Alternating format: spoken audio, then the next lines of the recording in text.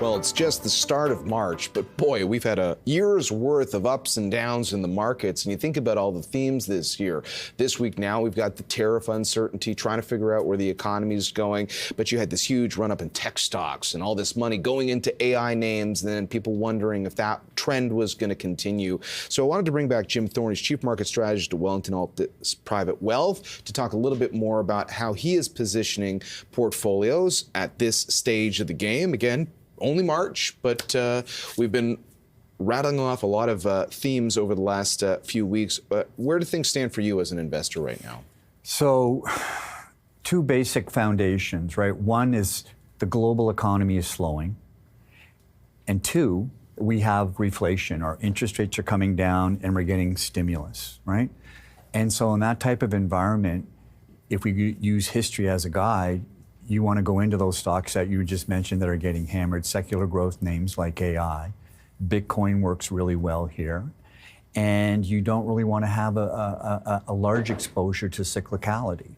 And that's what worked the last time we went through something like this. So that's where I think the data suggests. So if you're looking at a rank order, it would be Bitcoin, then the NASDAQ 100, then the S&P 500, then the TSX.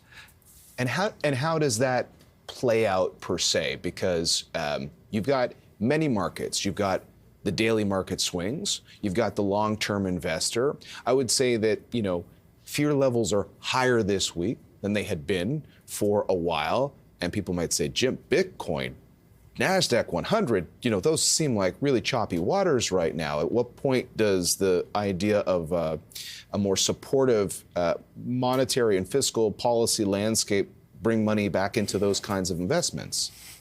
Well, it comes down to a couple of things. One is the dirty secret is it's about liquidity, not fundamentals. And just look at what's happening in Germany right now.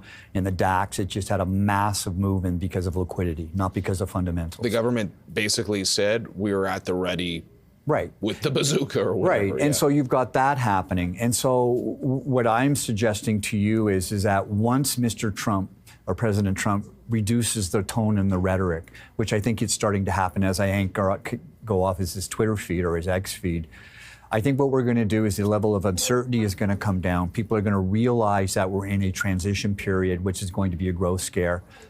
Bank of Canada's going to cut. Fed's going to cut. There's going to be liquidity coming into the system. And in that type of an environment, it becomes a risk-on environment. And what I would say to you, John, just counter, if I go look at seasonalities, second week of March is one of the worst weeks, seasonally speaking. We'll give the narrative, but whatever this is, but really, the market's doing what it should do, seasonally speaking. So you want to be putting exposure on right now. I hear what you're saying. And by the way, February is generally a rotten month for the markets as well. Last time I checked, we were in a bull market, and we came into this year with a lot of people still talking about some of those secular themes that would benefit a lot of technology companies. Okay, so we also have a lot of strategists who have said something rather different than what you're saying. That's more rooted in, look, things are choppier, things are more uncertain. In an environment like this, you want to make sure you've got more diversification in one's portfolio. Can that statement be true? And also what you're saying, taking advantage of possibly a recent sell-off to get into some of the things that have been doing well, can that also be true? Well, where we are in the cycle right now, as I'm just trying when we talk to teams and clients, is just put exposure on, right? Because we live in an ETF world. Once Mr. Trump settles down and the uncertainty is dialed back, we're going to get a significant correction. The risk that investors have right now is not being in. If you miss the top 20 days of the year or the top 10 days of the year, you're missing the majority of the performance. So I'm very constructive on the market. Nothing has changed in my narrative.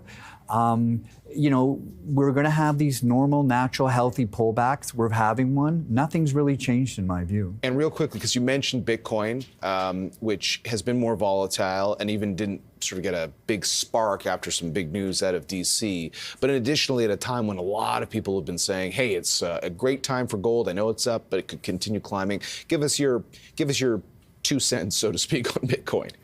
Well, it's a leverage play. First off, the United States government is going to build a reserve. It's a digital is like digital gold to me. There's only 21 million of it. In a world where you're basically going to reflate and have government spending, history says you want to have exposure to it. So I would suggest clients should look at adding it to their portfolios. And if you don't want to have it, that's fine. But just be aware that we're in a bull run here and you should consider it. Jim, good to get your perspective. Thanks for sharing some time with us today. Thank you. Jim Thorne, Chief Market Strategist.